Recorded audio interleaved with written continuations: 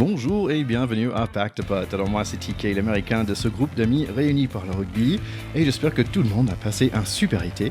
Moi perso je suis très content d'être de retour sur notre podcast. Maintenant c'est le début de notre 4e saison et là c'est épisode 81 quand même. Comme l'année dernière, je voulais faire un épisode pour nous aider à préparer pour cette nouvelle saison de Top 14. Et comme l'année dernière, j'ai demandé à un pote de notre pack, c'est Mr. Didier Plana, de venir sur l'émission pour nous aider. Didier a joué toute sa carrière à USAP et c'est là aujourd'hui où il est analyste vidéo. Donc ça veut dire qu'il connaît très très bien le rugby et il connaît très très bien les autres équipes aussi de Top 14. Et aujourd'hui, il va partager avec nous son expérience. Salut Didier, merci d'être là à Pack de Potes. Salut, avec plaisir, et puis très content de vous retrouver aussi pour cette nouvelle saison. Bah super. Donc en fait, on a plein de choses à voir aujourd'hui avec toutes les équipes, mais j'espère déjà que toi, tu as passé un bon été quand même. Écoute, on a passé un bon été, très chaud. Déjà un bon été parce qu'on a été confirmé en top 14 au dernier match, Ouais. l'Access Match, remporté pour la première fois par une équipe du top 14. Donc ça, c'était quand même quelque chose d'incroyable. Et puis un public qui nous a soutenus jusqu'à la dernière seconde. Donc très très content, et donc bien sûr un été merveilleux, on va dire. En fait, je me rends compte qu'un été de rugbyman, c'est assez court quand même, et surtout, j'imagine pour toi, parce que tu as besoin de préparer les training camps et tout ça, non? Oui, c'est très court finalement. Les joueurs coupent pendant 4 semaines. Donc, c'est vrai que 4 semaines, ça passe très, très vite. En plus, c'est décalé puisque nous, on a terminé le 12 juin, c'est ça, et on a repris le 12 juillet. Donc, ça va très, très vite, d'autant que les enfants sont toujours à l'école jusqu'au 7. C'est des vacances sans être vraiment des vacances, quoi. Donc voilà, ça passe très vite, mais voilà, c'est le lot du sport de haut niveau, du rugby en particulier. Et on sait qu'à nouveau, on repart pour un marathon. Alors, il faut aussi se préparer suffisamment tôt. Ouais, donc il faut les vraiment bien couper, j'imagine. Et là, t'as fait une pause, mais pour préparer les choses que tu as face à toi en ce moment, qu'est-ce que tu fais? J'imagine que peut-être cet été, c'est un tout petit peu plus facile parce que tu rentrais pas dans le top 14, tu connais déjà tes ennemis, on va dire, les équipes face à toi. Ah, pour nous, les analystes, le gros du travail, c'est d'abord de faire un bilan de la saison qui vient de s'écouler, et essayer de proposer des nouvelles choses aux entraîneurs, des nouvelles stats, des nouvelles façons d'analyser les situations, les équipes adverses, de proposer des tableaux toujours plus objectifs et synthétiques pour qu'on y passe le moins de temps possible, qu'on aille vraiment vers le point le plus important. Donc souvent, tous les 3-4 ans, on essaye de balayer tout ce qu'on a fait et de repartir avec une feuille blanche. Et c'était le cas cet été. Voilà, moi, je sortais d'un cycle avec des entraîneurs. Là, le staff a un petit peu bougé avec Patrick Arletas qui est passé vraiment directeur du rugby, et David Marty qui est passé entraîneur principal, manager. Donc quelqu'un de nouveau dans le staff aussi, un autre entraîneur au niveau des avants. Donc, le besoin aussi de se renouveler, de partir sur de nouvelles choses. Donc voilà, ça a été le plus gros travail de cet été. Et on a terminé il n'y a pas très longtemps de mettre tout ça à plat pour tester ça pour les premiers matchs amicaux, quoi. Ouais, ok. Donc, en fait, tu as pris le temps pour tout mettre à plat pour avoir un nouveau œil sur des choses. Tu parlais des matchs de pré-saison, là. Il me semble que s'ils sont pas télévisés comme de NFL, Non, mais ils sont pas. t'as quand même la vidéo à regarder? Ouais, ils sont pas télévisés, mais si tu veux, on a un groupe d'analystes vidéo. Alors, il y a 10 ans de ça, tout le monde était à la recherche de celui qui pouvait avoir la vidéo, qui connaissait cela. Bon, on a balayé tout ça parce que on s'est rendu compte que les analystes vidéo n'étaient pas en concurrence les uns avec les autres, et que pour se faciliter notre travail, c'était déjà d'échanger les vidéos. Et donc, on a un groupe qui permet ça. On s'échange les vidéos parce que de toute façon, les vidéos, on finit toujours par les avoir. Alors c'est vrai que si on les a tardivement, notre travail est plus difficile. Et en fait, c'est l'analyse vidéo qui pâtit, c'est pas l'entraîneur. Donc, on se soutient, on va dire, entre analystes Ouais. vidéo et on s'échange les vidéos tous de telle façon à faciliter le travail de chacun. Superbe. Et là, tu m'as dit la dernière fois, en fait, il y a beaucoup de choses à regarder dans ces vidéos que parfois tu regardais pas juste ce que qui a fait le meilleur plaquage, mais pourquoi il a fait le plaquage, est-ce qu'il était C'est au ça. bon endroit et toutes ces Ouais. bonnes choses. Donc tu gardes un œil sur tes joueurs à toi, tu gardes aussi un œil sur les joueurs en face. Mais en fait, je me posais des questions par rapport aux coachs. Est-ce que tu gardes aussi un œil sur les coachs? Est-ce qu'un coach a certaines tendances de faire ceci ou d'impliquer une certaine stratégie dans un certain moment dans le jeu? Alors, on a des coachs qui ont des vraies manières de penser, des vrais analystes qui sont force de proposition et de caractère. Bon, par exemple, on sait Kyrgios, il a une vraie patte sur le rugby et que quand on analyse les équipes qu'il entraîne, que ce soit quand il était à Oyonnax, à Castres et même aujourd'hui à Bordeaux, il y a des choses que l'on retrouve parce qu'ils ont des vraies sensibilités. Les Toulousains, c'est pas lié au coach, mais c'est lié à l'entité, on va dire, toulousaine. Et donc, il y a des vraies caractéristiques qui s'aperçoivent. Donc ça, c'est vrai, effectivement. Mais je vais avoir tendance à dire que quand même le rugby français s'uniformise, pardon, parce que déjà, il y a beaucoup plus de joueurs français dans le championnat qu'il n'y avait avant.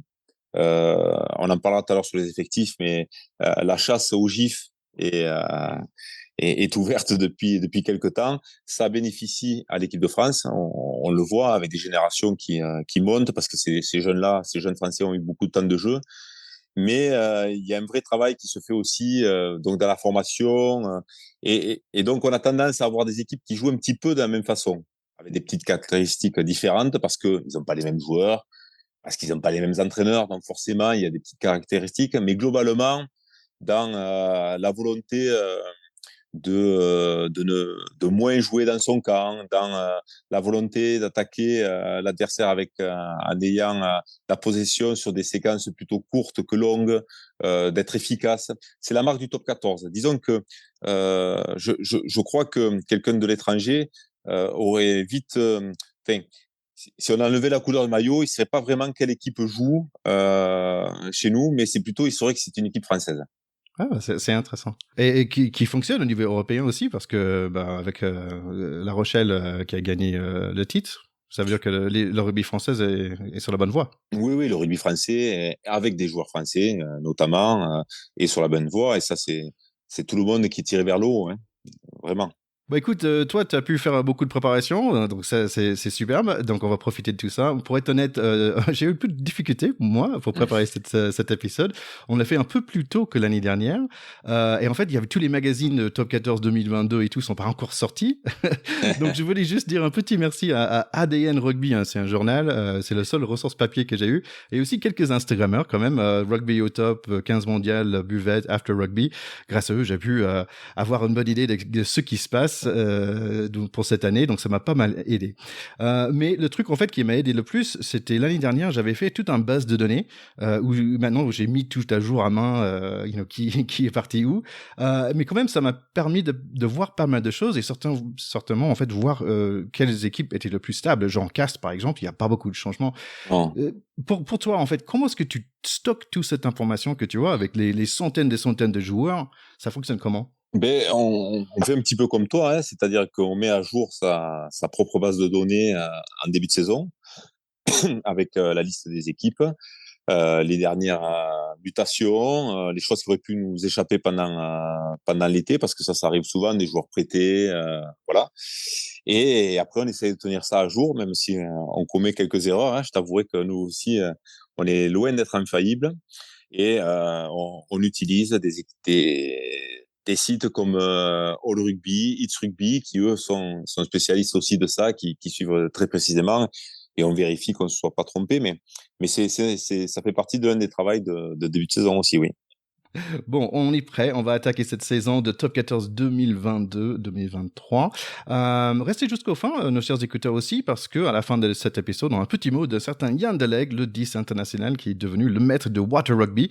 Donc, il va nous parler un peu de Water Rugby qui va être à Toulouse en début de septembre. Est-ce que tu es prêt, Didier? Oui, absolument prêt. Allez, on y va.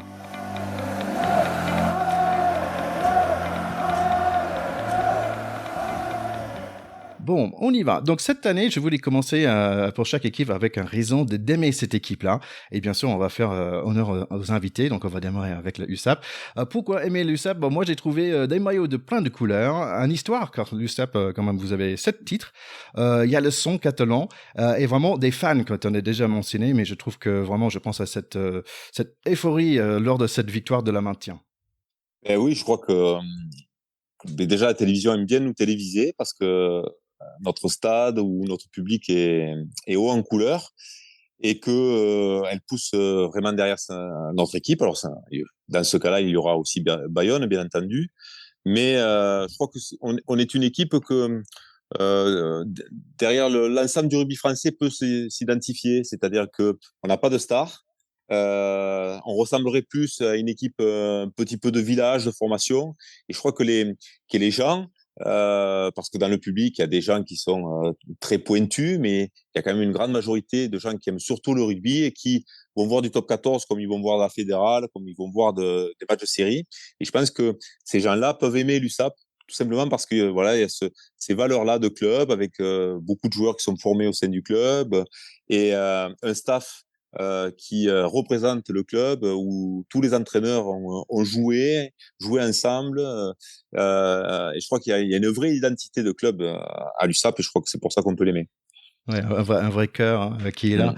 Si on parlait un peu d'effectifs, donc malheureusement il y a quelques départs quand même, notamment aussi des retraites comme Chouli, mais je pense que c'est surtout Jaminet qui fait le bruit. Mais la vraie perte pour nous, mais on est habitué à ça aussi, hein, c'est Melvin Jaminet. On savait que ça serait compliqué de le garder. On l'a sorti de nulle part. On l'a bonifié, je crois. Et puis, c'est normal qu'il aille finir ses classes dans un grand club européen parce que c'est la marche supérieure. On peut pas en vouloir à Melvin. Et on peut surtout lui souhaiter une longue carrière, sauf contre nous. mais c'est la logique, voilà. On fait partie de ces équipes qui sont encore non même pas des outsiders, mais des derniers de classe. On va l'être encore cette année, parce que le top 14 se resserre vers le haut, mais on a 10, 11 équipes qui peuvent prétendre aujourd'hui à être dans le top 6, peut-être même, oui, je pense qu'il y a 11 équipes qui peuvent aujourd'hui dire on a vraiment des chances d'être dans le top 6. Alors bien sûr, sur les 11, il y en aura 5 de déçus, mais on va dire qu'il y a 3 équipes qui sont Bayonne, Brive et nous, qui sont régulièrement pillées de nos meilleurs éléments. Mais ça ne veut pas dire qu'on n'a pas notre place ici et que quand on voit nos résultats l'année dernière avec des victoires contre Montferrand, contre le Métro, contre La Rochelle, contre Toulouse, contre Toulon, voilà, ce sont des vraies victoires et Bayonne avait fait la même chose il y a 2 ans avant de descendre. Brive a fait la même chose cette année et l'année précédente. Donc, ce sont des vrais bastions du rugby qui ont leur mot à dire. Mais chaque année, on repart avec très souvent 2 ou 3 joueurs de très haut niveau à moins. Bonne nouvelle quand même, c'est que tu as des nouveaux entrants. Bon, moi, je vais prendre des noms que je peux prononcer. Hein. Donc, Jake McIntyre et Whitty. Donc, Whitty, en fait, c'est le surnom d'un de mes meilleurs potes aux States. Scott Whittington, Whitty. Donc, tu as quand même un peu de sang neuf.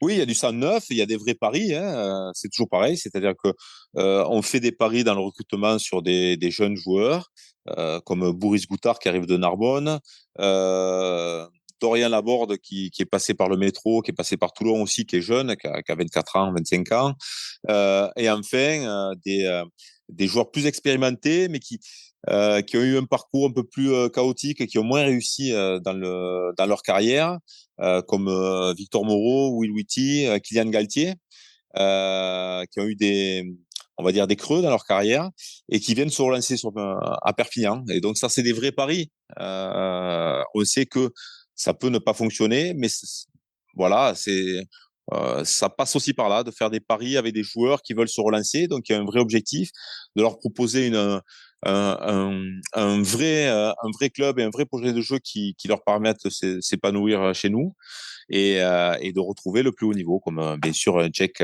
McIntyre aussi. Là, tu as pu éviter, tu as parlé de l'année dernière, éviter les pièges d'être dernière, donc tu as pu éviter. Qu'est-ce que vous avez fait du bien? Est-ce que tu sens toujours un peu le positionnement? Tu avais parlé de USAP comme le petit poussé l'année dernière, mais est-ce que tu sens un peu différemment cette année à venir? Honnêtement, je ne peux pas dire que ça va être différent. On sera dans la même situation cette année. Et je crois que c'est bien d'en être conscient, parce que si on pense qu'on peut se mêler à une course un peu plus haute que ça, je pense qu'on irait droit dans le mur. Donc, non, non, on est vraiment le petit poussé, le dernier budget, et on est passé par la petite porte l'année dernière. Donc, l'objectif, c'est au moins de faire la même chose. Et si on peut mieux, d'éviter cette 13e place, ça sera parfait. Et je crois que si on s'en est sorti, c'est qu'on a été aussi toujours conscient de ce qu'on était et de ce qu'il fallait préparer pour atteindre l'objectif de se maintenir en top 14. Se maintenir en top 14, c'est soit être 12e, soit être 13e et de préparer au mieux l'access match.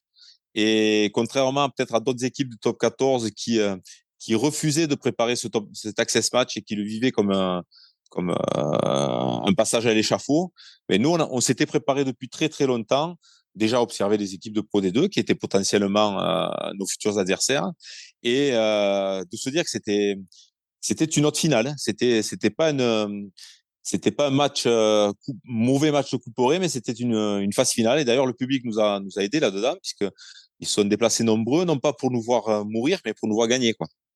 Et Ouais, ouais, ouais. je crois que c'est ce qui a fait la différence. Il y avait une belle ambiance sur l'écran quand même. Écoute, on passe à l'autre petit poussé. Donc, allez, pourquoi aimer Bayonne? Bah, si vous aimez le Pays Basque, bien sûr. Si vous aimez l'histoire aussi, parce que c'est pas la Mhm. première fois qu'ils sont dans le top 14. Ils ont 3 victoires quand même. Ou tout simplement, vous aimez bien les grosses fêtes de Bayonne.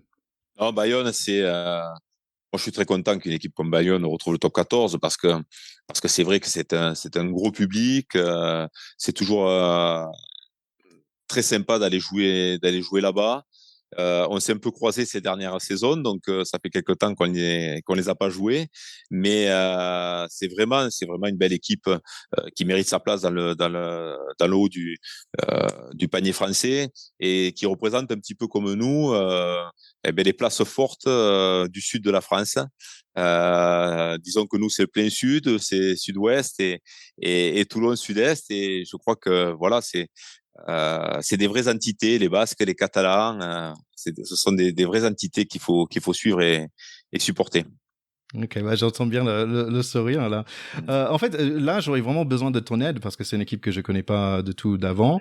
Je connais quand même Yamashno et Camille Lopez, donc quand même c'est un charnière de qualité Ah qui oui. arrive avec beaucoup d'expérience, mais peut-être pas mal de kilomètres aussi dans les jambes. J'ai vu aussi ils ont Gaëtan Germain aussi. C'est un nom que je reconnais bien, bah, qui a quand même, il est 6e sur la liste de plus de points marqués dans le top 14, donc c'est devant Ouais, Para, Boxis et David bien Scala. sûr. Donc ils ont beaucoup d'expérience. Mais sinon, est-ce que tu peux me donner un peu de lumière sur cette équipe-là? Et Bayonne, bon, pour les avoir suivis l'année dernière, parce que on savait que c'était potentiellement une équipe qu'on pouvait rencontrer en access match. C'était déjà la seule équipe qui, en Pro D2, jouait comme une équipe de top 14, véritablement, avec des vrais marqueurs d'équipe de top 14, que sont l'efficacité, le jeu au pied, la pression défensive. Voilà. Mont-de-Marsan, ça a été une très très belle équipe qui a volé l'année dernière, et qui vole encore aujourd'hui, hein. Je les ai revus en match amical contre Pau, justement. Ils ont fait une très très très belle partie avec beaucoup d'animation, beaucoup de jeux. Mais on était dans l'enthousiasme et non pas dans le réalisme du top 14, mais dans l'enthousiasme de la Pro D2. Chose qu'on avait pu avoir nous aussi quand on était en Pro D2. Bayonne, eux, ils sont restés sur ce logiciel-là du top 14, de l'efficacité. Voilà. Et ça, ils l'ont gardé toute l'année dernière. Ça veut dire que même s'ils sont descendus, c'est comme si, entre guillemets, comme s'ils avaient encore fait euh, une, euh, une année de top 14 l'année dernière. Et je suis pas surpris que ça soit eux qui soient montés, parce qu'en fait, ils n'ont pas perdu de temps. Et c'est ce qui va rendre la chose plus difficile cette année pour nous, parce que pour la première fois, j'ai l'impression que ce top 14, il n'y a pas d'équipe de Pro D2.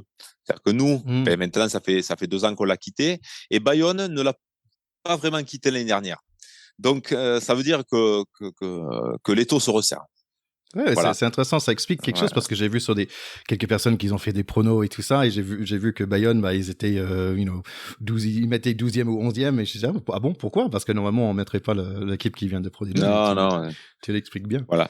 Et puis bon, voilà, si on regarde l'effectif, c'est une charnière de l'équipe de France.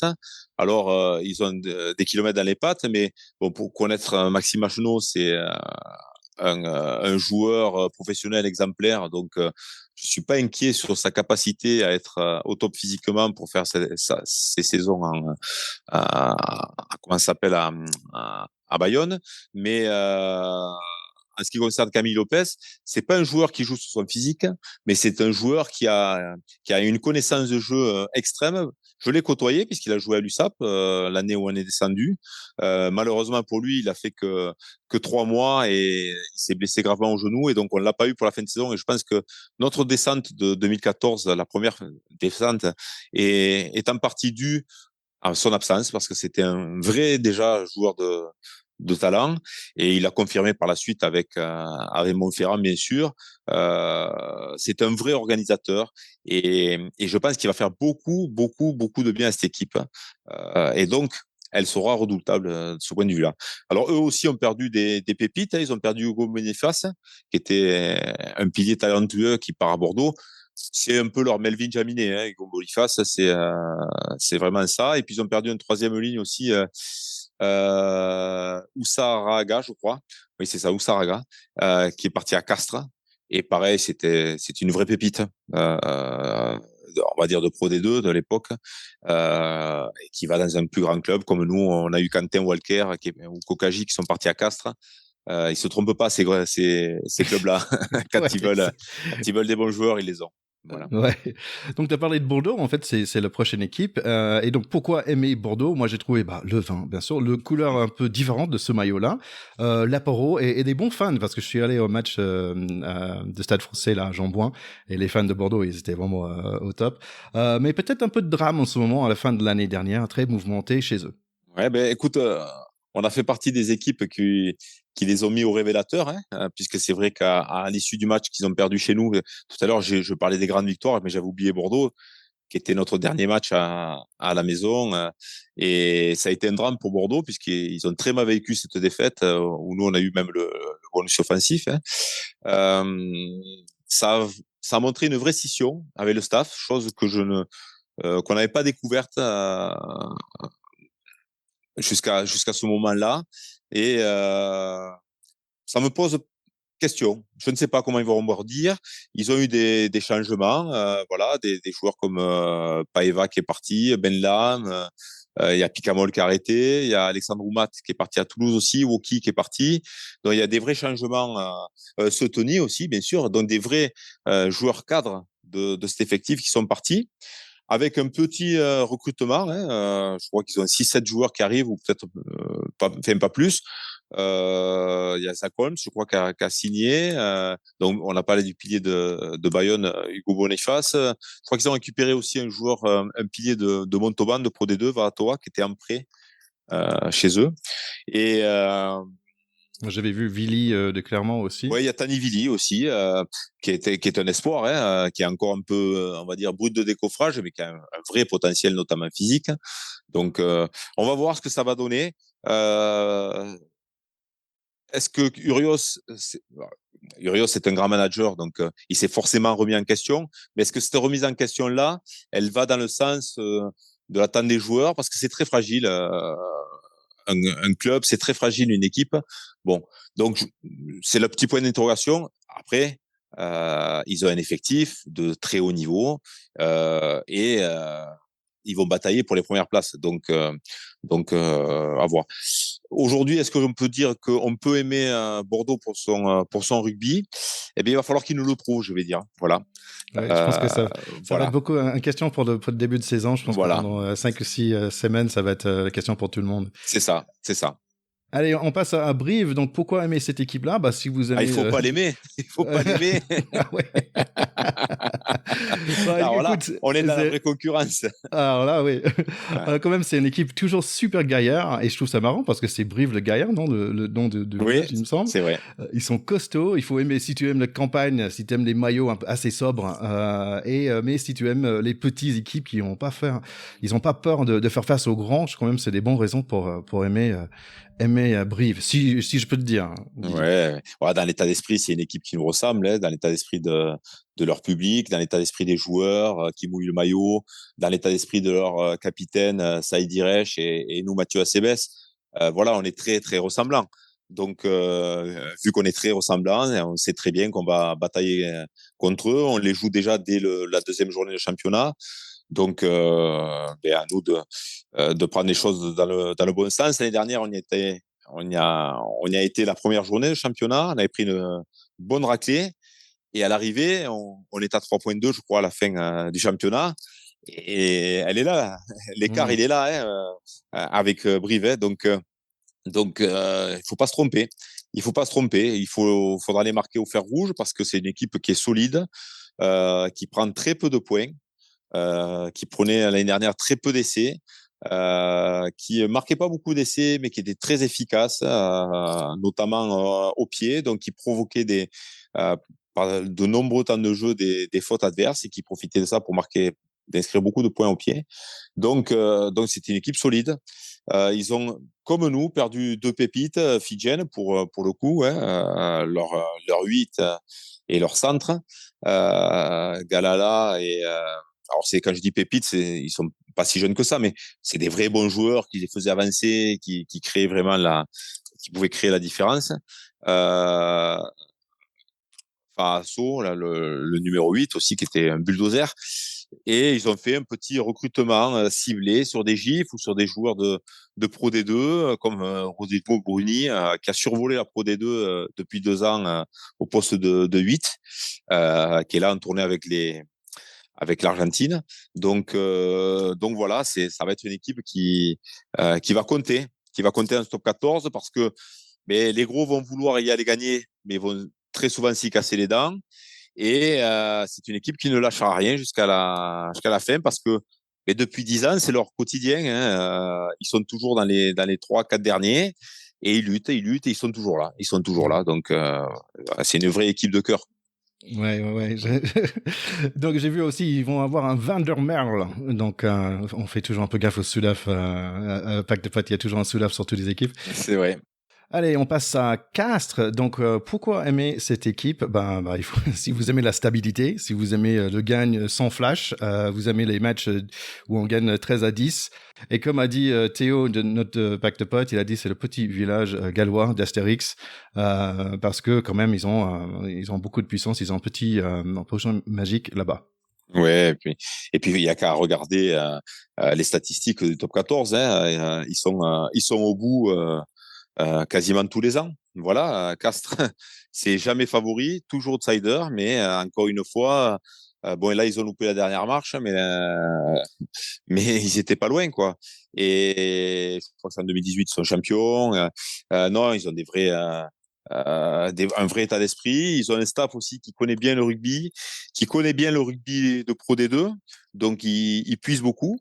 Je crois que dans leur recrutement, ils ont recruté 6 ou 7 joueurs et il y en a 6 ou 5 qui étaient en Pro D2 l'année dernière, qui est un vrai laboratoire pour jeunes joueurs qui progressent. Donc on parlait tout à l'heure de troisième ligne de Bayonne, mais ils ont récupéré le pilier de Carcassonne, ils ont récupéré une deuxième ligne qui était à Aix, je crois. Le demi-mêlée de Mont-de-Marsan. Enfin voilà, ils ont, euh, ils ont ce recrutement-là ciblé, stabilité dans le, dans le groupe et avec à des postes clés des vraies bombes atomiques que sont les ailiers fidjiens, Otitu, Kokaji, Nakosi, voilà, qui font des bases et mettre à jouer le numéro 10 argentin qui rajeunit chaque année et qui est Jordan Pileta qui est décisif dès que le printemps arrive. Ouais, et c'était impressionnant quand je mettais à jour mon petit base de données. Je notais que, en gros, les arrières importantes, ils restaient quasiment le même, qui étaient tous titulaires l'année dernière. Et quand on revient dans la cage aussi, bah c'est la même chose. Il n'y a pas beaucoup on va dire, de nouveautés pour les titulaires, on va dire. Donc vraiment Non, un non, sacré c'est équipe. ça. Et en plus, il y a Lio Lebrun qui est au centre, qui est le neveu d'un certain Yann Deleg, qu'on va entendre un peu plus tard. Donc voilà, donc plein de choses intéressantes pour Cast finalement. Oui, tout à fait. Ouais. On passe à Clermont. Donc, pourquoi aimer cette équipe de Clermont? Bah, si on est auvergnat, bien sûr. Si on aime bien les années 2000, parce que c'est là où je pense que beaucoup de personnes ont commencé à aimer cette équipe, surtout pour moi, avec des sacrées équipes qu'ils avaient. Faut dire, pour être honnête, en ce moment, je le reconnais un peu plus. Mais tu m'as dit l'année dernière que c'était une équipe assez jeune qui allait briller dans peu de temps. Et je me pose la question, est-ce que c'est maintenant? Je pense que oui. Il faut l'aimer aussi pour son entraîneur, Jono Gibbs, qui est un vrai bon entraîneur, qui a pas mis en place tout ce qu'il voulait l'année dernière pour différentes raisons, avec un vestiaire vieillissant, avec une génération à laquelle il fallait tourner la page, hein, les Lopez, les Parra, les Fofana, qui sont vraiment des bons joueurs. Mais malheureusement, après, au fil des ans, il y a une usure qui peut se créer. Donc, le passage témoin s'est effectué et ils ont une équipe très jeune. Ils ont récupéré aussi Anthony Bello à la charnière, Jules Pisson, qui est un vrai joueur expérimenté. Ils ont récupéré un centre des Brumbies là, qui est actuellement avec l'Australie, Simonet. Ils nous ont piqué Bautista Delgui, qui a été notre meilleur breaker l'année dernière. Donc attention à Clermont, je les ai vus aussi en amical contre Toulon. Ils leur ont passé 40 points le week-end dernier. Donc attention, oui, Clermont, peut-être la vraie surprise. Alors après, quand on est une équipe jeune, des fois, sur la longueur, ça peut être difficile. Mais je crois que dès le départ, c'est une équipe sur laquelle on va compter et qui va faire un petit peu peur. Ouais, j'ai noté Fritz Lee l'année dernière, je trouvais qu'il avait un très bon saison. Et ils ont un mec qui s'appelle Van Thunder, donc je trouve ça pas mal Oui. comme nom de s'appeler presque tonnerre. Ils ont perdu un charnière de qualité quand même, Oui. le 15 japonais aussi, mais il y a quand même Bello qui arrive en 10, et il me semble nous sommes aussi en 15. Oui, c'est un arrière australien, c'est ça. Je le connais pas bien, lui. Je t'avouerai que j'ai pas de stats sur lui. Donc ce que je peux te dire, c'est que ils ont toujours les Raka qui sont là. Ils ont toujours donc ils vont avoir Bautista Delgui qui est aussi un peu foufou, mais qui peut être une bombe atomique. Donc non, ils ont des vrais bons joueurs. Ils ont toujours leur centre qui résout tout. J'ai oublié son nom là maintenant. Le centre international. Mais ça, voilà, c'est ça, voilà, qui est le régulateur et qui fait des différences incroyables. Je peux te dire que quand on a joué contre eux, quand il était pas là au match retour, c'était beaucoup plus simple pour nous. Au match aller, ça a été un tractopelle. Un tracteur avec le ballon et une pelle mécanique en défense. Voilà, donc très compliqué. Non, ça sera une belle équipe et avec plein de joueurs qui ont eu du temps de jeu l'année dernière, qui étaient émergents de la formation et qui ont pris cette expérience-là et qui cette année peuvent éclore. Et c'est marrant parce que tu as parlé de coach Jono Gibbs, et c'est marrant parce qu'aux États-Unis, il y a un coach de NFL qui est très connu qui s'appelle Joe Gibbs, peut-être c'est un cousin. Et si c'est le cas, il faut vraiment faire gaffe parce qu'il a gagné 3 Super Bowls quand même dans les années 80, il me semble. Donc, en espérant qu'ils c'est pas des cousins éloignés, un truc comme ça. Non, mais Jono, il a fait un boulot extraordinaire à La Rochelle et je suis convaincu que ça va porter ses fruits à Clermont aussi. Bah super, tu as parlé de La Rochelle, donc ça nous donne l'occasion d'en parler. Donc pourquoi aimer cette équipe? Bah, c'est une belle ville. Eux, ils ont des super fans aussi. Le underdog, dans un sens, parce que c'est un des seules équipes dans le top 14 qui n'ont jamais gagné le bouclier. Ils sont jeunes. C'est une équipe avec un super projet qui monte petit à petit en puissance depuis des années, et aussi l'année dernière avec les victoires dans la PCR. Ouais, ouais, ils sont champions d'Europe, hein, voilà, La Rochelle, ils sont champions d'Europe. Ça a été dur pour cette année-là de jouer, on va dire, moi je dirais les trois tableaux parce qu'ils ont des internationaux, donc qui ont joué le tournoi à destination, ils ont joué la Coupe d'Europe à fond. Et ça a fait un peu beaucoup le championnat à la fin et ils sont peut-être un peu écroulés sur la fin et puis ils sont retrouvés à jouer un barrage à l'extérieur, je crois. Donc un peu compliqué pour eux sur la fin au niveau du championnat. Mais attention, La Rochelle, ben, c'est un public, et c'est guichet fermé, je crois, depuis 26 ou 28 matchs. C'est un recrutement extrêmement performant, là aussi avec uniquement des gifs, je crois. Très ciblé. Ils ont récupéré Antoine Astoy, qui est pour moi le troisième ouvreur de l'équipe de France. Ils ont récupéré Tony, qui aussi était le facteur X de Bordeaux l'année dernière. Thierry Paeva, qui a une grosse expérience au niveau des piliers. Donc petit à petit, ils densifient leur,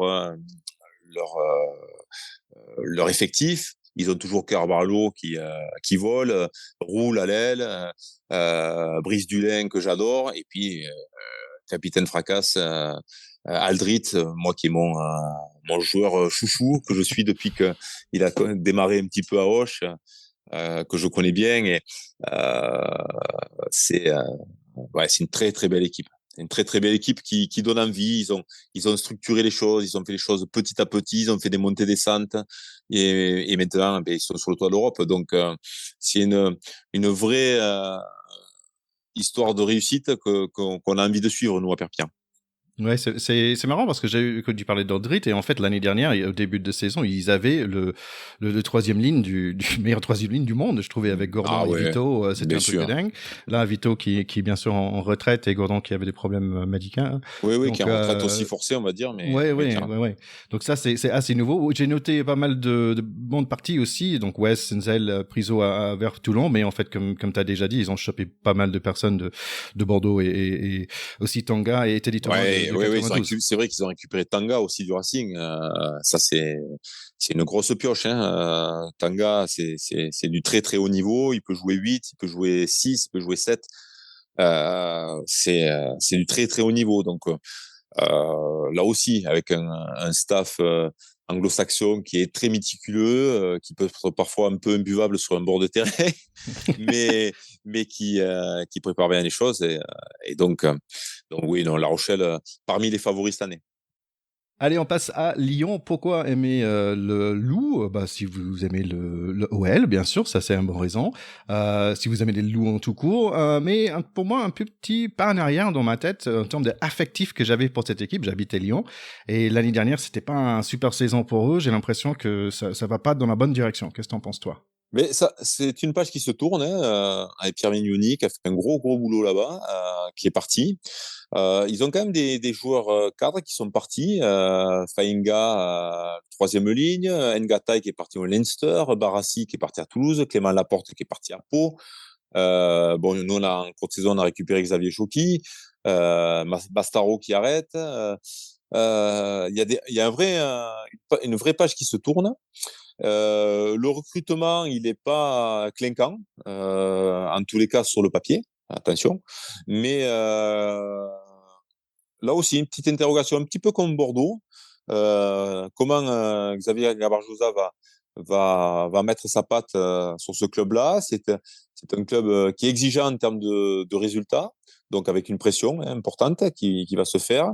Un public qui est pas forcément un public aguerri de rugby et qui n'accepte pas les déchets techniques, on va dire, plus que l'engagement. Et donc, ça va être une vraie interrogation de voir cette équipe de Lyon, voir un petit peu comment elle va se comporter, notamment sur le début de saison. Ils ont gardé quelques cadres, bien sûr, les Bamba, les secondes lignes internationales, une seconde ligne internationale aussi, avec Tao. Ils ont quand même bien sûr gardé un effectif conséquent, mais ils ont perdu quand même des joueurs que j'appelle facteur X. Donc, Ouais. à voir. Ouais. Surtout peut-être des cadres, mais j'ai noté qu'ils ont quand même beaucoup de joueurs qui savent marquer. Tuisova, Nakatisi aussi, et Kuyo. Je pense qu'ils étaient tous les trois dans les top marqueurs dans le top 14. Oui, oui. Mais alors, Couillou, c'est particulier, c'est un neuf c'est on va dire un Antoine Dupont bis. Alors Antoine Dupont, c'est le meilleur joueur du monde, donc Couillou, il a forcément un petit peu le niveau en dessous, mais il a quand même un peu les mêmes qualités. Donc c'est un breaker, c'est un marqueur, il sait se trouver au bon endroit, prendre les intervalles. Mais les deux autres, les deux ailiers, ils doivent être servis. Et je crois que Ngata et Barassi, voire Clément Laporte, c'était les joueurs qui pouvaient faire briller ces ailiers-là. Est-ce qu'ils vont retrouver la même qualité, on va dire, au centre du terrain pour pouvoir servir leurs ailiers? C'est l'interrogation. Je ne dis pas que ça ne va pas être le cas, mais en tous les cas, je pense qu'il y a un vrai axe de travail pour eux et que je ne suis pas sûr que ça marche d'entrée. D'accord. Voilà. Il y a une chose intéressante que j'avais envie de regarder, c'est Léo Berdo. Vers deux. Berdeux, apparemment, il est 1m95, c'est bien un numéro 10, c'est bien ça? Oui, c'est ça. C'est un très, très grand joueur donc, qui attaque la ligne et qui va chercher, l'adversaire, l'obliger à plaquer bas pour passer les bras. Il a beaucoup de vitesse, un bon buteur. Il fait partie aussi dans le top 5 des meilleurs ouvreurs français, de cette génération d'ouvreurs qui arrive à maturité, que sont les Jalibert, les Ntamak, Astoy, lui. Il y a une vraie concurrence en poste de 10. Pendant des années, on n'avait que des 10 étrangers dans le championnat. C'est plus le cas. C'est plus le cas. Et c'est vrai que Léo Berdeux en fait partie. Allez, passons Montpellier. Donc, pourquoi les aimer? Bah, si vous aimez des champions, bien sûr. Ça, c'est une bonne raison. Aussi, je me souviens, il y a environ 10 ans que c'était un peu sur mon radar, cette équipe de Montpellier avec Piquemol, Trinduc, Galtier et tout ça en coach. Et ça, c'était la première fois que j'ai commencé à regarder. Mais franchement, j'étais un peu étonné, moi-même, qu'ils ont gagné. Peut-être c'est parce que j'ai pas forcément un œil sur cette équipe, même s'ils étaient, très bons toute l'année. Pour les suivre, c'était une équipe qui était, pas flamboyante, mais d'une densité rare, d'une efficacité rare, des murs. C'est une équipe contre laquelle on pouvait se fracasser et les après-matchs de Montpellier étaient difficiles. Donc, c'est une équipe qui marque vraiment ses adversaires. Ce qui leur manquait, c'était un état d'esprit. Et en fait, ils l'ont créé l'année d'avant en se sauvant juste avant la fin et en allant gagner le bouclier européen. Et ils sont vraiment forgé un esprit d'équipe. Ils ont fait un peu de ménage dans leur recrutement sud-africain, on va dire. Ils ont laissé le capitaine Guerrado les mener à la victoire et lui offrir une belle sortie. Et, et donc, ils se sont pas trompés. Pour le coup, c'est une vraie réussite. Je pense pas que je les ai mis en favori l'année dernière quand on s'était rencontrés. Là, par contre, attention, à nouveau, effectif très stable. Quelques arrivées avec Louis Carbonel, Ben Lam, Léo Colli, de Chauvac aussi, le pilier de Brive. Je ne sais pas si on peut récupérer le capitaine de Carcassonne aussi, Doumenc. Ça, je suis pas sûr. Je crois que oui, mais j'en suis pas sûr. Et, et oui, grosse stabilité. Ils ont Garbici qui a éclos l'année dernière, qui continue avec l'Italie. Donc c'est un jeune joueur qui casse la baraque actuellement. Il associe à Carbonel qui donc va pallier tous ses manques, le faire reposer, faire tourner Carbonel en 10, Garbizier au centre ou l'inverse, faire des rotations pour que tout le monde ait du temps de jeu sans risquer trop de blessures aussi. Attention, Montpellier, là aussi, grosse cote au niveau de la fin du top 14. Ouais, maintenant on les connaît un peu mieux après ces playoffs qu'on avait regardé. Bien sûr, Arthur Vincent de retour, c'est super ce jeune joueur. Ratez aussi, Bautier, un arrière de folie. En parlant pas des... Quelle finale!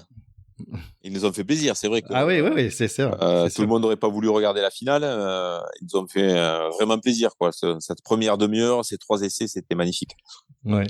Ouais, donc là, tu l'as mis sur le haut des tableaux. Oui, oui, Ouais. sans aucun doute. La Rochelle, en haut du tableau. Montpellier sera en haut du tableau, c'est sûr. Castres sera pas loin. Oui, ça fait partie de mes favoris. On va arriver bientôt aux équipes qui commencent par un T. Mais d'abord, on va commencer avec Pau. Donc, pourquoi aimer cette équipe de Pau? Bah, si vous aimez les montagnes, les hommes de montagne, si vous aimez le couleur vert, et surtout, si vous aimez les bérets de grande classe. C'est vrai. Je crois qu'au Pau, il faut l'aimer aussi pour son staff, qui est issu de la formation française. Piccheroni qui a fait un travail en profondeur en remodelant un effectif pour le rendre très GIF. Ça continue aujourd'hui. Je crois que l'autre fois, j'ai regardé, il y a en pro, ils ont 8 recrues et c'est 8 GIF. Tous passés par les équipes de France jeunes. Donc, ils se trompent pas. Ils sont dans l'air du moment. Ils ont les moyens aussi. Faut pas se tromper. Hein. C'est un gros budget. Pour l'instant, ils n'arrivent pas à franchir le cap des équipes qui bataillent vraiment pour les 6 premières places. Mais ça va tourner. Ça va tourner pour Pau. Ça fait plusieurs fois qu'ils ont des trous dans la saison. Je me dis que peut-être que ça va pas durer et que ça pourrait être un peu la surprise. Alors après, quand on a beaucoup de joueurs GIF aussi, ça veut dire qu'on peut avoir des internationaux dans les catégories jeunes, on peut avoir des internationaux dans les équipes de France qui font des tournées d'automne où on essaye des joueurs aussi avec des objectifs d'équipe de France qui des fois peuvent perdre le cap du club et ça peut aussi leur porter préjudice. Mais c'est une équipe structurée. Donc attention. C'est notre premier match. J'espère qu'ils seront pas prêts. Tu as parlé la dernière fois de le Bail aussi, le numéro 9, un jeune 9, non? Ouais, Clovis de Bail, c'est une pile électrique. Hein. L'année dernière, on l'avait un peu tous découvert au tournoi de rugby à 7, au Super 7, où il avait mystifié la moitié du championnat français. Et là, il a fait pareil cette année, c'est-à-dire que un peu à la Baptiste Couillou, c'est un breaker, c'est un joueur qui prend beaucoup d'initiatives personnelles, que ce soit dans les coupés de pénalité joués à la main, ou alors dans les prises d'intervalle. Mais oui, c'est un joueur à suivre. C'est un joueur à suivre. C'est l'équipe que je connais pas très bien forcément, mais je pense qu'ils ont une troisième ligne qui est assez sympa quand même, notamment avec Jordan Joseph. Il y a d'autres noms là-dedans qui sont assez. Et ils ont récupéré Joseph. Au départ, c'était en prêt. Et je crois que maintenant ils l'ont récupéré définitivement du Racing. Joseph qui était euh, en équipe de moins de 20, le joueur dominant, comme pouvait l'être les Tamac, Dupont ou Barassi. Il s'est un peu perdu au Racing pour différentes raisons. Depuis qu'il est revenu à Pau, eh ben, ça a été, je crois, en 6 mois, il est devenu le meilleur marqueur de l'équipe. Donc attention, hein, Jordan Joseph, c'est un gros potentiel français. Le staff d'équipe de France compte dessus. Je dirais pas que il a peut-être pas le même avantage qu'un Grégory Aldrit, mais il a des moyens supérieurs physiquement. Donc je pense que c'est un vrai plan B pour l'équipe de France aussi. En troisième ligne, ils ont récupéré aussi Sacha Zeger qui était en troisième ligne, qui a fait une tournée avec l'équipe de France, je crois. Donc oui, il y aura une belle troisième ligne à Pau. Et tu nous donnes raison pour regarder ça comme match USAPO, donc ça va être intéressant. Ouais. Et un petit, je veux dire, un petit coup de cœur pour Clément Laporte, qui était à Lyon, qui me fait penser un peu à Brizuin aussi, qui a pas un physique extraordinaire, qui va très vite, qui sent tous les coups, qui est un vrai joueur de rugby à la française comme on aime.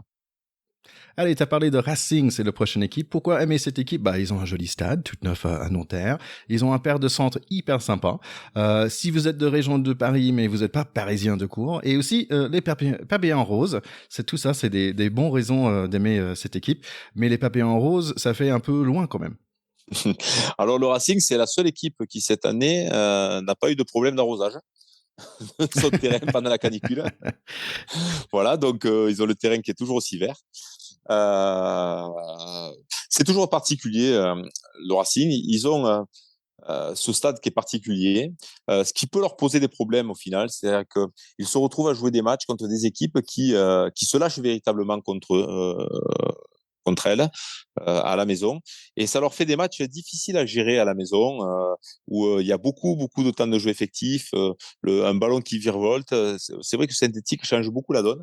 Et au final, ça peut parfois, sur le rythme de la saison, les desservir. C'est une équipe qui joue une fois sur terrain gras, une fois sur terrain ultra rapide. Et je pense que c'est une vraie difficulté aussi pour cette équipe. Et ils doivent trouver le bon équilibre entre des joueurs français de très haut niveau, des joueurs qui ont eu du mal à enchaîner, comme Teddy Thomas, bien sûr, comme Bill, qui était à l'arrière, comme le demi d'ouverture Russell, qui a été très irrégulier l'année dernière. Donc là aussi, je crois qu'il y a un vrai changement de vestiaire.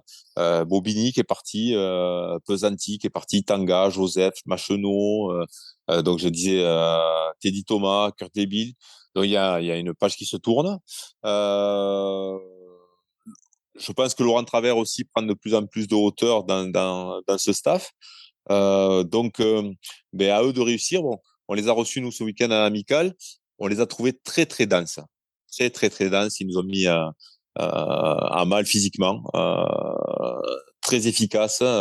Comme je le disais dans le cas du top 14, c'est quasiment 4 actions, 4 essais, quoi.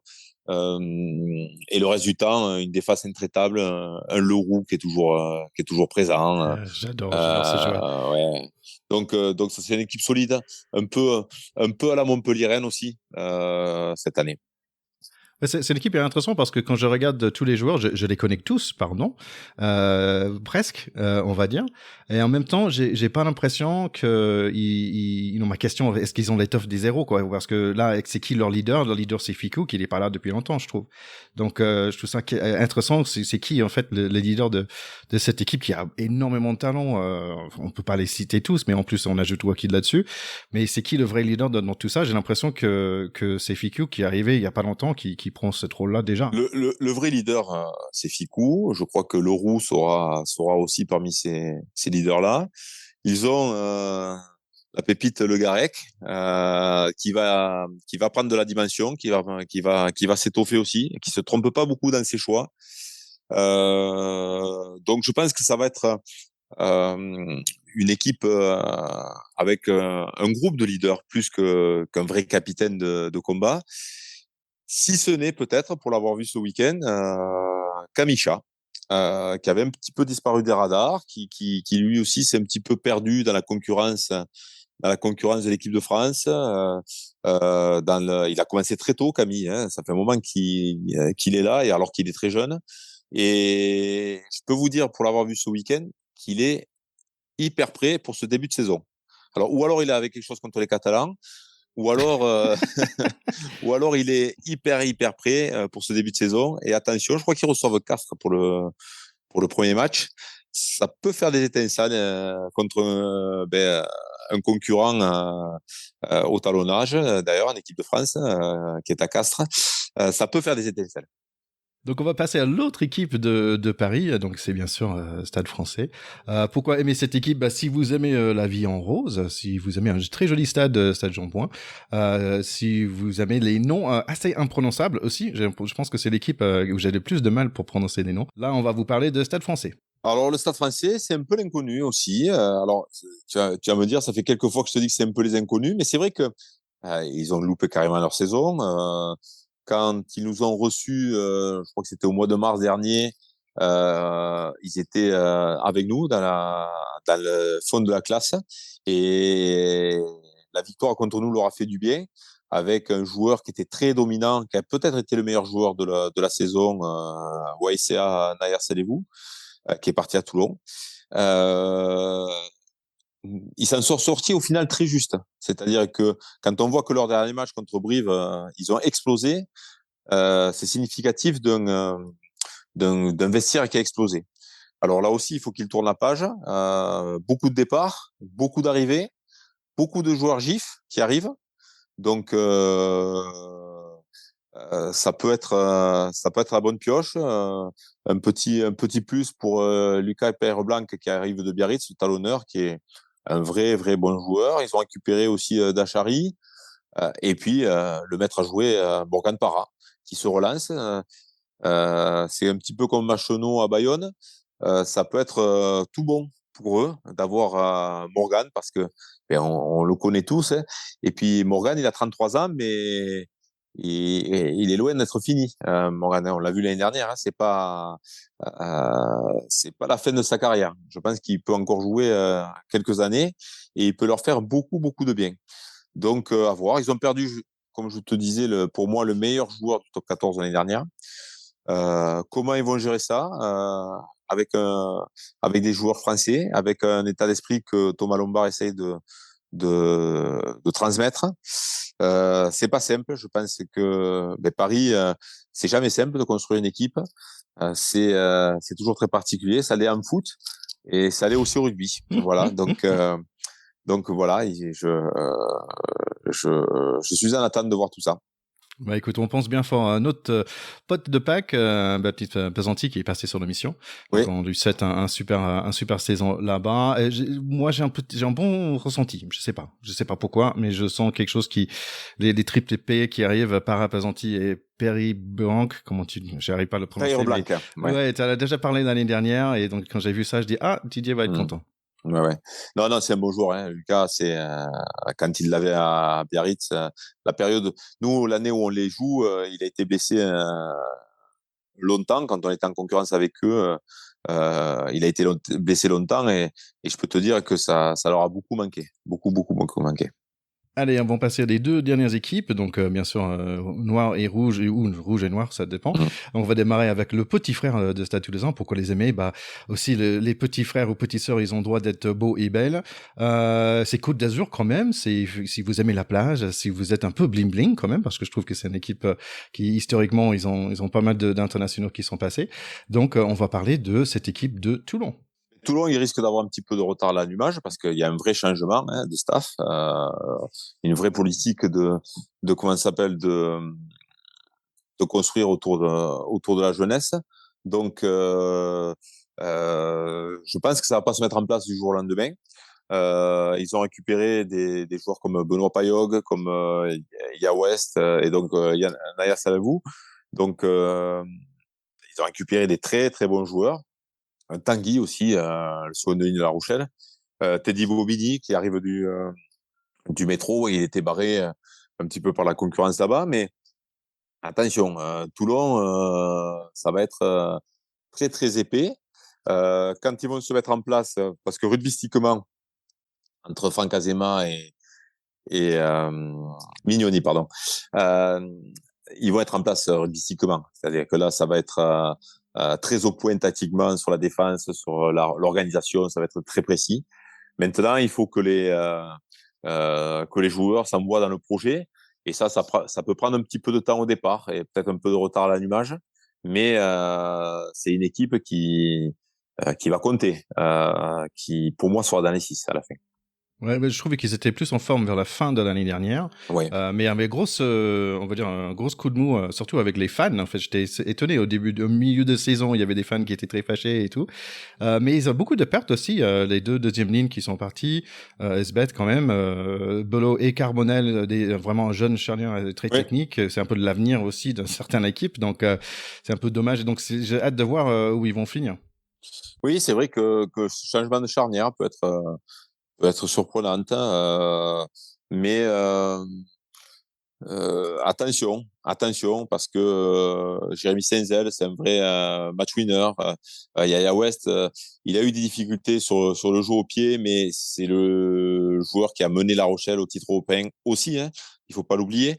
Donc, je pense qu'il sera délesté de la tentative de jeu au pied cette année. Donc, je pense qu'ils vont trouver aussi rapidement l'équilibre. Allez, on parle de notre dernière équipe. Donc, pourquoi aimer Toulouse? Bah, c'est assez facile. Quand vous regardez Star Wars et que vous aimez l'Empire, voilà, c'est un bon raison. L'efficacité, le beau jeu, les poches illimitées, l'histoire, la tradition, les très bons coachs, on va dire une équipe super soudée aussi. J'ai l'impression, la dernière fois, tu en as parlé d'une jolie histoire où l'équipe senior, ils sont allés voir les jeunes jouer après un gros Ouais. match. Ça, c'était très beau. Il y a plein de bonnes raisons. Aussi, le Water Rugby, on va parler de ça après. Donc, il y a plein de bonnes raisons d'aimer cette équipe de Stade Toulousain. Bon, bien sûr, un recrutement de très haut niveau avec les meilleurs joueurs français.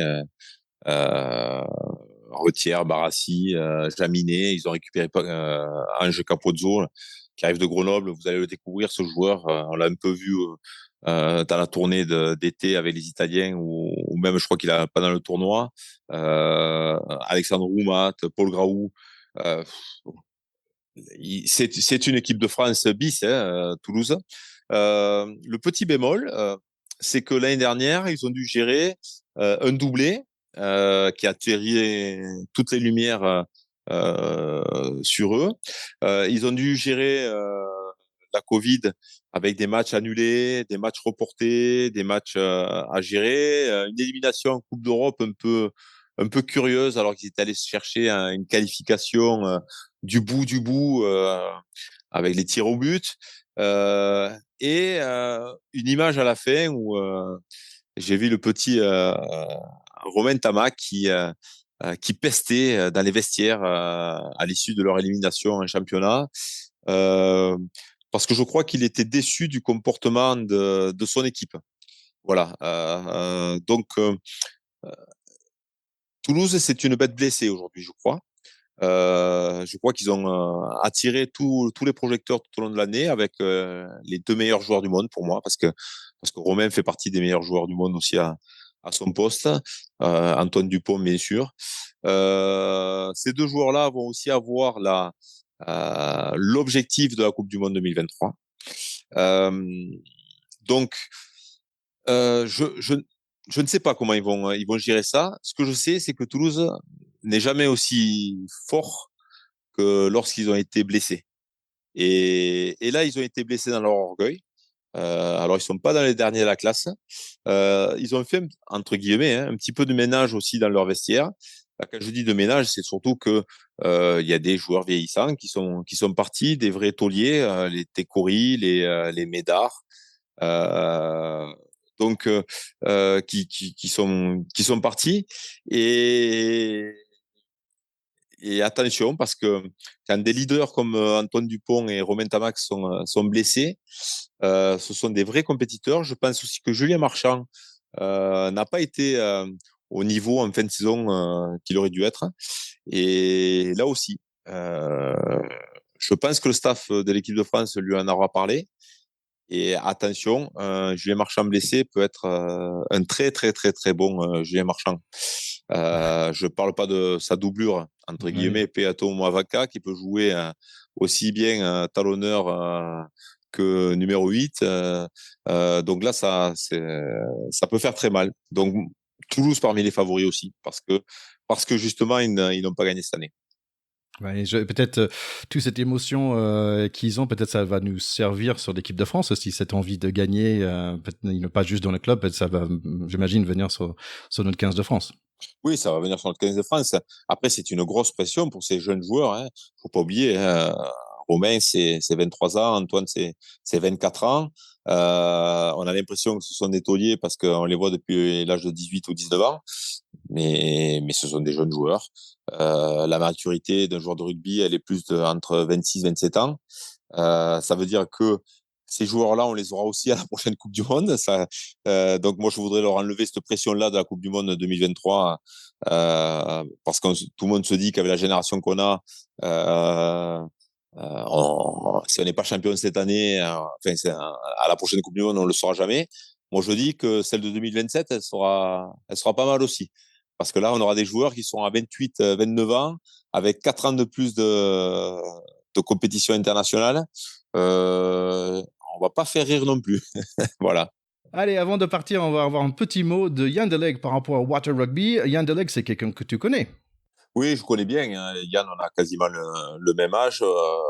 On s'est joué quand il était tout jeune avec les équipes jeunes de Toulon. Puis quand il est passé au Stade Toulousain, quand il a terminé au Castres Olympique aussi, c'était le petit Mozart, Yann Deleguet. Donc, il a eu une très très très belle carrière, un très très beau joueur, digne des Thomas Castanède ou Serge Blanco. Bon, écoute, merci beaucoup pour ce temps passé sur notre podcast. Ça me fait vraiment plaisir de te parler avec toi une autre fois et aussi d'apprendre toutes ces bonnes choses. Ça me donne vraiment envie de regarder tout ce fabuleux rugby qu'on va avoir cette année.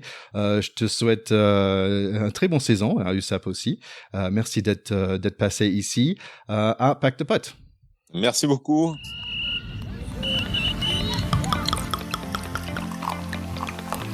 Alors, nous sommes très contents d'avoir avec nous, de retour, le numéro 10 de Toulon, de Toulouse et de notre 15 de France. C'est Mr. Yann Delegue. Salut Yann, comment ça va? Salut à tous, tout va bien, impeccable, en Ouais, pleine super. préparation de mon événement. Oui, donc on est très content de t'avoir ici. Donc là, en fait, c'est notre épisode avec Didier Plana par rapport le top 14 et toutes les différentes équipes. Mais Didier, tu le connais. Bien sûr, Didier, je le connais, on est de la même génération, on a souvent joué l'un contre l'autre, et je me souviens de duels quand lui était à Perpignan notamment. Ouais, mais c'est aussi un bon mec, donc c'est cool. Ouais, ça fait plaisir de le retrouver et ça fait plaisir de te retrouver aussi. Donc bien sûr, donc parle-nous un peu de ton événement à toi, donc le Water Rugby. Bah, écoute, le Water Rugby, c'est la 4e édition. C'est l'Eden Park Water Rugby cette année, puisqu'on a changé le nom de l'événement et on est très content qu'Eden Park nous ait rejoint dans l'aventure. Donc, ça, c'est cool. Parce que c'est une marque internationale, c'est une belle marque rugby. En plus, bon, il y a une connotation rugby importante. J'ai joué avec Franck Menel il y a bientôt 30 ans. Donc, donc non, c'est une belle aventure ensemble. Donc, ça, c'est cool. Et puis surtout, dans cette édition-là, il y a plein de nouveautés.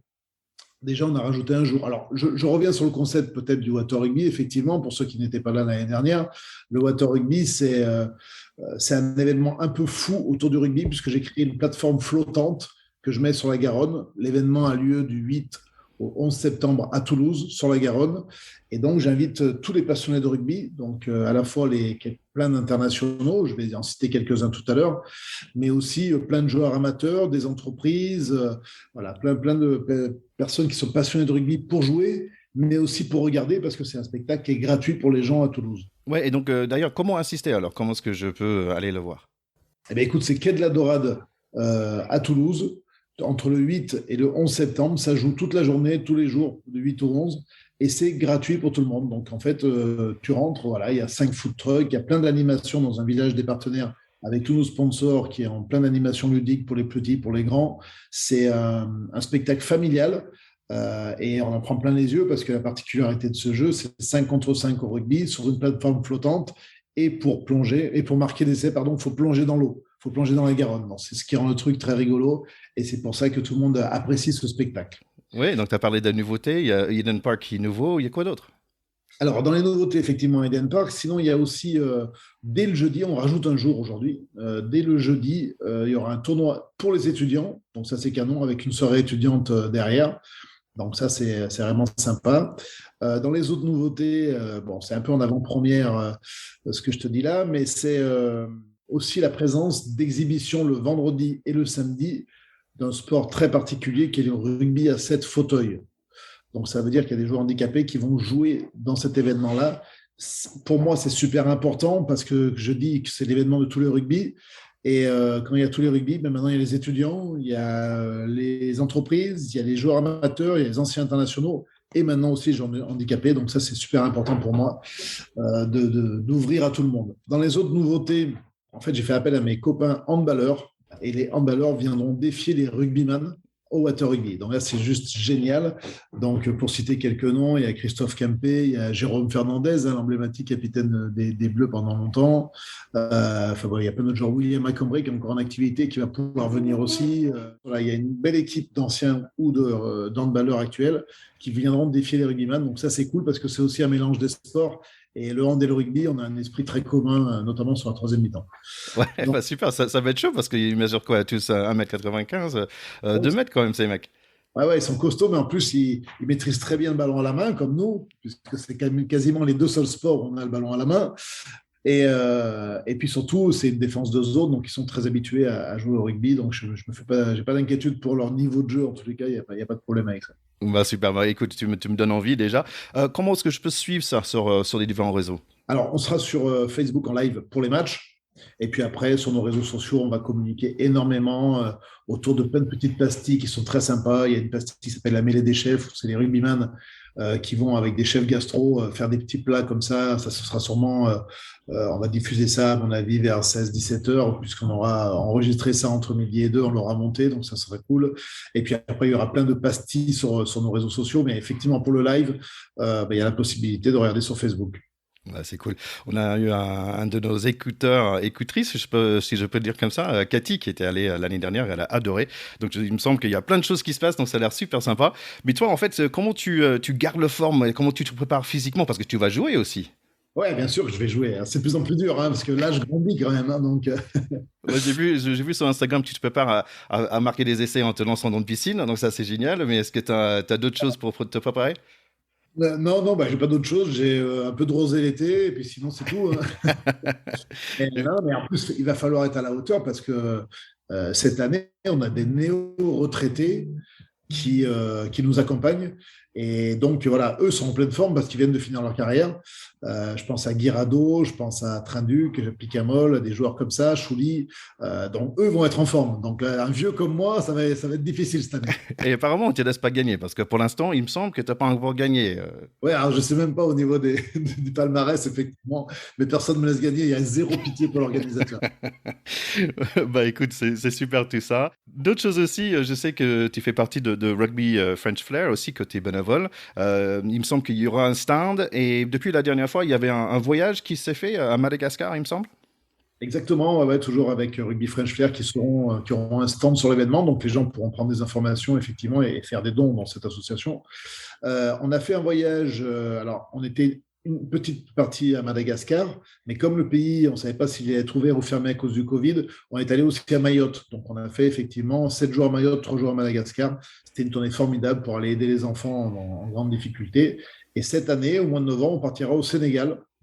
Donc pareil, hein, on est en relation avec plein d'associations sénégalaises, un petit peu dans tout le pays d'ailleurs. Et c'est encore une belle aventure humaine qui nous attend. Ouais. Bah super, donc vous pouvez trouver plus d'infos, bien sûr, à Water Rugby et sur le site web de Rugby French Flair. Écoute, toi qui as l'habitude d'organiser des grands événements, on a déjà parlé dans l'épisode dernier par rapport à le tournoi des 6 stations de rugby sur la neige. L'avenir de Water Rugby, est-ce que c'est Bordeaux, La Rochelle, Montpellier? Et l'avenir du water rugby, c'est les Jeux Olympiques en 2024. Déjà, Non, ouais, je plaisante. c'est une bonne idée. Non, je plaisante. Effectivement, j'ai beaucoup de villes qui sont très intéressées. Je ne peux pas dévoiler les noms des villes aujourd'hui parce que rien n'est complètement ficelé encore. Mais surtout avec l'année 2023 de la Coupe du Monde, il y a beaucoup de villes qui sont intéressées. Après, même à l'étranger, il y a des pays intéressés. Maintenant, c'est difficile parce que c'est un événement qui coûte cher quand même, parce qu'il faut vraiment des gros partenaires qui nous soutiennent, parce que la partie logistique est assez coûteuse. Ouais, mais j'imagine bien tout un programme pendant l'été, ça peut être super sympa, un tournoi des différentes villes en France, ça peut être génial. Allez, quelques questions rugby en général. Toi, en tant que consultant télé, est-ce que tu étais un peu surpris, comme moi, par rapport au succès, le titre de Montpellier cette année? J'ai envie de te dire non au départ, parce que Montpellier a fait une saison extraordinaire en étant dans les deux premières places quasiment toute l'année. Donc il y a une certaine logique finalement à ce que Montpellier soit en haut du pavé, en haut de l'échelle à la fin de la saison. Et oui, oui, j'ai été surpris parce que Montpellier ont perdu des joueurs importants sur les phases finales, sur des blessures, des joueurs qui avaient été super forts durant toute la saison. Et je me suis dit qu'ils avaient été forts, qu'ils allaient s'écrouler en fin de saison avec la perte de ces joueurs-là. Et puis de durer aussi longtemps et d'être performants aussi en phase finale, je me suis dit, ça se fait rarement, ça va être difficile pour eux. Et là, je me suis trompé parce qu'ils nous ont surpris effectivement pour les phases finales. Et pour donc toi qui viens de Rouge et Noir et Rouge, entre ces deux équipes, qui va briller l'année prochaine? Ou est-ce que c'est un peu difficile pour toi de dire? Ah, c'est difficile. Moi, je pense que les deux vont briller. Je pense que ce soit Toulon ou Toulouse, je pense que c'est deux équipes qui vont briller. Toulouse, bon, on ne les présente plus. Ils ont une équipe hors norme. Et en plus, ils ont perdu l'année dernière sur les 2 tableaux. Donc, automatiquement, je connais la maison toulousaine. Ils vont revenir très énervés avec beaucoup d'ambition. Je compte sur eux, effectivement, pour être à un très bon niveau. Et les Toulonnais, je pense qu'ils ont fait un très bon recrutement. Il y a aussi Mignoni qui est arrivé. Je ne sais pas, j'ai l'impression qu'il y a une spirale positive, et d'ailleurs qui s'est vue en fin de saison dernière, avec Azema déjà, qui a fait un super travail. J'ai l'impression qu'il y a une spirale positive qui est arrivée dans ce club sur les 3-4 derniers mois. Et je pense qu'ils vont surfer là-dessus et que Toulon va faire une belle saison cette année. Enfin, en tous les cas, je l'espère pour ces 2 clubs. Ok. Et en dehors de ces 2 clubs-là, quelle charnière t'intéresse le plus? Alors déjà, en dehors de ces 2 clubs-là, j'ai un petit œil sur le Castres Olympique. D'abord, parce que j'y ai joué un petit peu, 2 ans. Mais surtout, j'ai mon petit-neveu qui est là-bas. Qui joue là-bas. Donc, effectivement, c'est aussi un club que je regarde attentivement. Et sinon, par rapport à la charnière la plus impressionnante, c'est celle de Toulouse et celle de l'équipe de France. C'est 2 joueurs monstrueux qui sont énormes. Je pense qu'en off, comme en 10, on n'a jamais eu autant de talent en France qu'avec Antoine Dupont et Romain Tamac. Donc, effectivement, je suis admiratif de leur talent. Ouais. Et est-ce que le doublé Grand Slam pour le 15 de France, c'est possible? Ouais, c'est possible. De toute façon, on a une équipe de France qui performe. Non, l'inquiétude, c'est la santé des joueurs, en fait. C'est-à-dire que, voilà, je ne sais pas comment ils vont gérer à la fois les objectifs club, les objectifs avec l'équipe de France et cette Coupe du Monde qui va arriver en suivant. Le danger, en fait, il est là. C'est la gestion physique et la santé des joueurs. Mais sinon, il n'y a pas de raison qu'on performe aussi et qu'on arrive à avoir un grand chelem cette année. Ouais, c'est possible. Après, attention, il y a des gros concurrents. On l'a vu avec l'Angleterre et on l'a vu avec surtout l'Irlande. Donc, oui. Ouais. J'ai passé un peu de temps en Irlande pour les vacances, c'était super. Je suis allé voir Munster d'ailleurs, le stade de Munster, ils étaient très sympas, très accueillants là-bas. Écoute, dernière question, la dernière fois on avait dit, tu m'as parlé de l'important, ce qui est important dans le rugby aussi, c'est que ça se passe aux States, que ça réussit aux States, et entre-temps, en fait, qu'il fallait la Coupe du Monde, et entre-temps, en fait, maintenant on a la Coupe du Monde en 2031. Donc la question, est-ce que tu avais parlé de faire le water rugby à l'étranger? Est-ce que tu as envie de faire le water rugby, je sais pas, à Miami Beach, Chicago, San Francisco? Mais bien sûr, j'adorerais, ce serait génial. À Las Vegas ou à Miami, ce serait fabuleux. Question 2, est-ce que tu me ramènes avec toi? Est-ce que tu as une petite place pour moi dans le camion? Ah ouais, tu feras le traducteur. Voilà, ça marche. Bon Yann, écoute, grand merci à toi d'être passé sur l'émission. Amuse-toi bien sur le 8 au 11 septembre à Toulouse pour cette année, le Water Rugby, Eden Park Water Rugby pour cette année. Merci beaucoup d'être passé sur l'émission de Pack de Potes. Avec grand plaisir. Ciao, ciao. Ciao.